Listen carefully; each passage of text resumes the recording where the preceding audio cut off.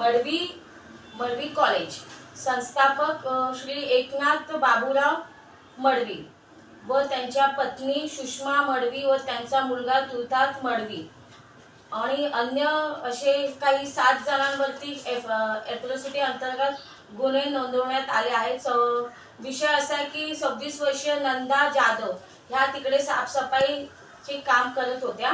साफसफाई कामगार म्हणून 26 वर्ष त्या मडवी कॉलेज तथा शाळेमध्ये त्या कामाला आहेत असल्यामुळे त्यांना म्हणजे त्या बौद्ध समाजाच्या आणि मराठा समाजाच्या अशा कुणबी समाजाची 2 व्यक्ती पण तिथे कामाला आहेत। तर त्यांना शारीरिक मानसिक असा खूप प्रकारे त्यांना शिवीगाळ केली जाते, त्यांना जातीवादक शब्द उच्चारले जातात आणि त्यांना धमकवलं जातं। कुर्थात मडवी हा असा त्या महिलेला म्हणजे 26 वर्षीय नंदा व योगिता शिरसाट यांना असा म्हणतो की पोलीस तुम्ही जयभीमवाले कचरा आहात, तुम्ही समाजाला वाळवी आहे, तुमची चप्पलेची किंमत नाही, तुम्हाला आम्ही लोक चप्पलेच्या बरोबरीने सुद्धा ठेवत नाही, तुम्ही म्हणजे आमच्या समोर कचरा आहे, तुमच्या लोकांची औकातच नाही। आणि पोलिस काय करणार, मला पोलिसांनी जे मी तुम्हाला एवढं शारीरिक मानसिक त्रास देतो, पोलिसांनी माझं काय केलं वाकडं, पोलिसांनी कुठे मला जेलमध्ये टाकलं, अशा प्रकारचे त्याने उद्गार काढलेले आहेत की पोलिसांना आम्ही खिशामध्ये ठेवतो, पोलिसांना आम्ही पैसा पुरवतो। हे असं कुर्थात मडवी म्हणजे जे शाळेचे संस्थापक आहेत मडवी कॉलेज व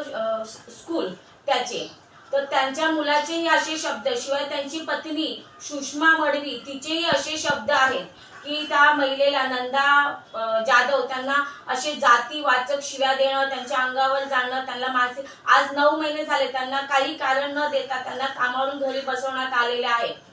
त्यांना कुठली त्यांना बोनस दिला जात नाही, काही एक्स्ट्रा पीएफ बीएफ अशा काही गोष्टी त्यांना चालू नाही। तर ही नक्की शाळा कुठल्या अंतर्गत ही शाळा चालवली जाते की म्हणजे जर शाळेमध्ये शाळा हे काय बोलतात पाल्य हे शाळांमध्ये पॅरेंट्स लोक एवढा म्हणजे आदराने आणि विश्वासाने आपण शाळेमध्ये मुलांना कॉलेज व शाळेमध्ये पाठवतो, कारण शाळा हे आपले दुसरे घर असते, म्हणजे शाळा हे आपलं एक प्रार्थना घर असतं असं आपण संबोधतो। पण जर शाळेमधल्या जर प्राध्यापक किंवा शाळेमधली जी सिस्टम आहे जर त्यांचीच विचारधारा अशी गलिच्छ प्रकारची असेल तर त्या शाळेतून निघणाऱ्या मुलांचं काय भवितव्य असेल। जर तो शाळेचा जो संस्थापक आहे श्री एकनाथ मडवी जर त्यांचीच जर विचारधारा अशा प्रकारची असेल तर त्या शाळेमध्ये शिकणारे मुलं जे लहान मुलं शिकतात, शाळा प्लस कॉलेज असतं, त्या शाळेतून कॉलेजेसमधून मुलं बाहेर निघताना काय त्या शाळेतून कॉलेजमधून काय विचारधारा घेऊन ते मुलं ह्या समाजामध्ये वावरणार आहेत, हीच अशी त्यांची चढलेली विकृत मानसिकता घेऊन पुढे समाजामध्ये हे असे जातीवाद पसरवणारे आम्हाला असे कॉलेजेस आणि अशा शाळा मी तर काय म्हणते प्रशासनाला आणि मुख्यमंत्र्यांपर्यंत आम्ही आता हे लेटर देणार की अशा शाळा त्वरित बंद गेल्या पाहिजे की जिथे जातीवाद केला जातो, जिथे साफसफाई कर्मचारी काम करणारे त्यांना डायरेक्ट म्हटलं जातं की तिथे सर्व महापुरुषांचे फोटो शाळेमध्ये आहे।